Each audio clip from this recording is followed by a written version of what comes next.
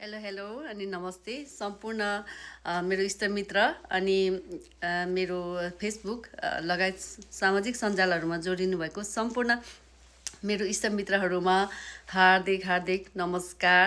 अनि हामी नेपालीहरूको महान चाड बडा दसैँको हार्दिक हार्दिक शुभकामना भन्न चाहन्छु।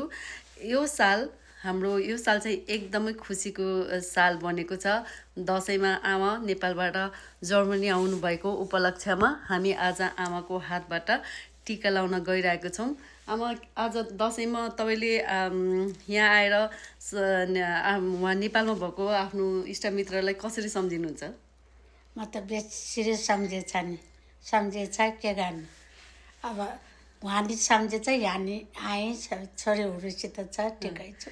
आमा र हाम्रो लगभग 30 वर्षको यो आज पहिलो दसैँ मनाउन गइरहेको छु। पहिला पनि अब दसैँहरू त आइरहन्थ्यो, तर नेपाल जाने, आमा यता आउने हाम्रो त्यस्तो वातावरण मिलिरहेको थिएन।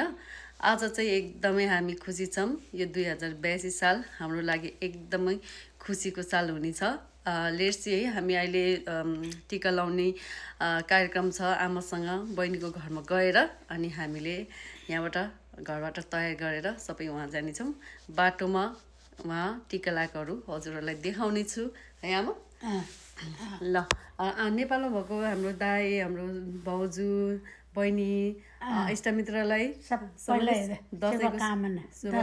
शुभकामना अनि आशीर्वाद निरोगी हौ। टिको लाउन नपाए नि मैले यहीँबाट आशिक हालेछ। आशिक त हाल्न जान्दैन, त्यही हो। आशिक निरोगी हौ। यो साल हामीसँग दसैँ तिहार मनाउने, अर्को साल फेरि नेपालमा भएको इष्टमित्रसँग दसैँ तिहार मनाउने है। ल गाइस, अहिले म फेरि देखाउँदै गर्छु।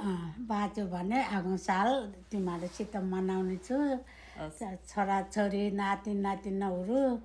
ल, त्यति हो मेरो बात। त राम्रोसित बस, रमाइलो गर। ओके। हाम्रो यसपालिको जमाडा यस्तो भएको छ। आमा आएको भएर जमाडा पनि सप्रे जस्तो लागेछ। घामले गर्दा खासै केही नै देखिनँ। र आमाले चाहिँ अब जमाडा काटेर यसो कलशमा सजाउने, आमाले चाहिँ कलश सजाउँदै हुनुहुन्छ। कलशमा फुल, जमरा होइन, अहिले दुबो पाथी पायो भने पाथीको फुल यसै सजाउने छु हामी। आमा कति खुसी लागिरहेछ आज? बेसी खुसी लाग्छ। आज छोरीहरूसित छ, भोलि छोरा आउँछ। ल, हामी चाहिँ लाग्यौँ है त यता बहिनीको घरतिर। आमा चाहिँ यसरी ओर्लिँदै हुनुहुन्छ। म चाहिँ यस्तो लुगा लगाएर, हामी आमा लुरु लुरु हिँड्दै। सो गाइस है,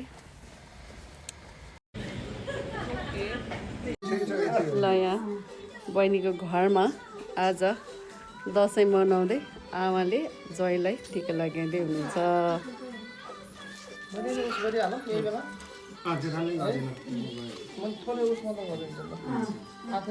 मलाई त लाउन मिल्दैन रहेछ।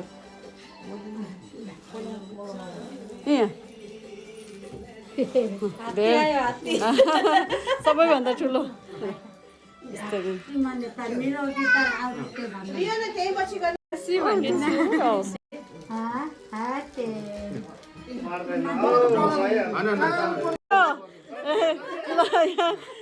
जेठानको चाहिँ झोकभेट हुँदैछ है।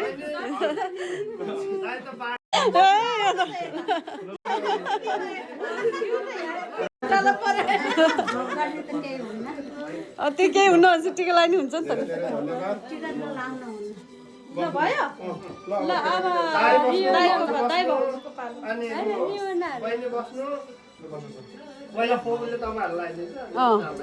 ठुलोबाट हतार भयो नि त, आफैले लाउनु। ल अब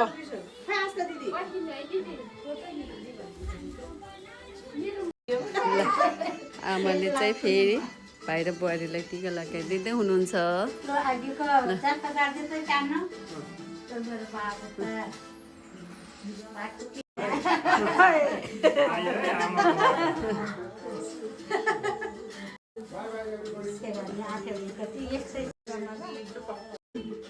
ल अब कसो गर्छु।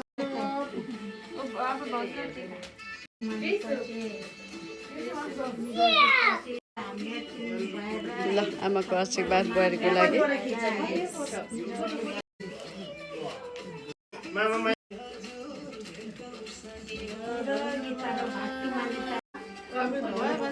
ल भयो भयो वाउ ल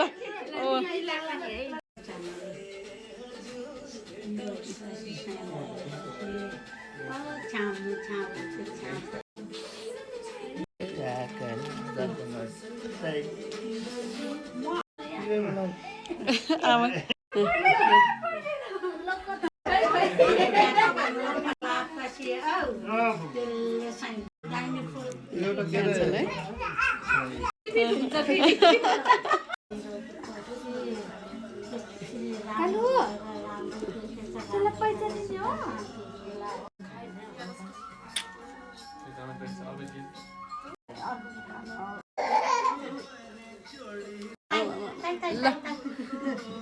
ढोकरे उता गएको ओके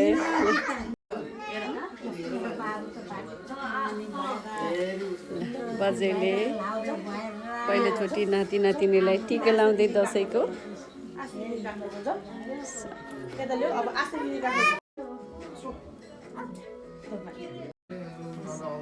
माइजूको तर्फबाट नि भान्जा भान्जीलाई विजय दशमीको टिका लगाउँदै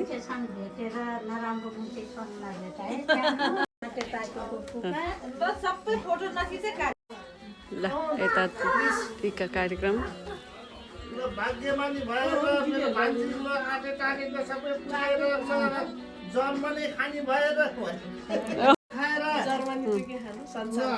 ल मामा माइजूको आशीर्वाद लागोस् आस्थालाई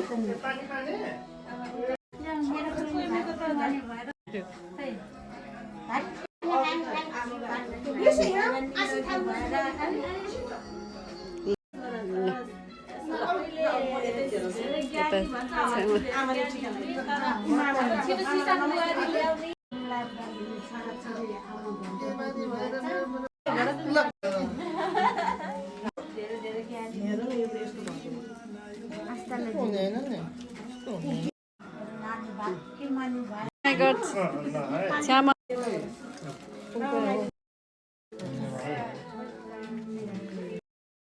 ल काकाले सुसान आस्था छोराछोरी रियोना ग्रिसु फ्रान्सिस्का सबैजनालाई टिका लगाइदिँदै है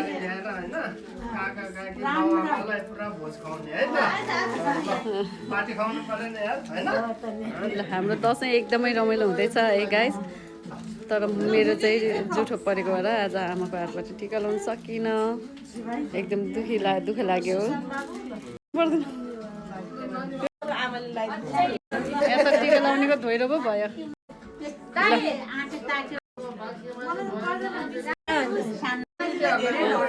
ल दसैँ आयो जस्तो भयो है बल्ल हाम्रो घरमा दसैँ आयो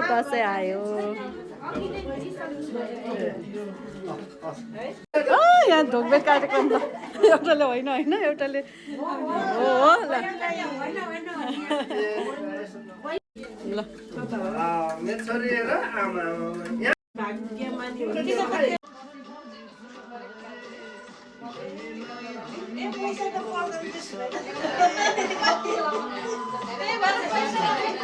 आमा पैसा त दिनै पर्छ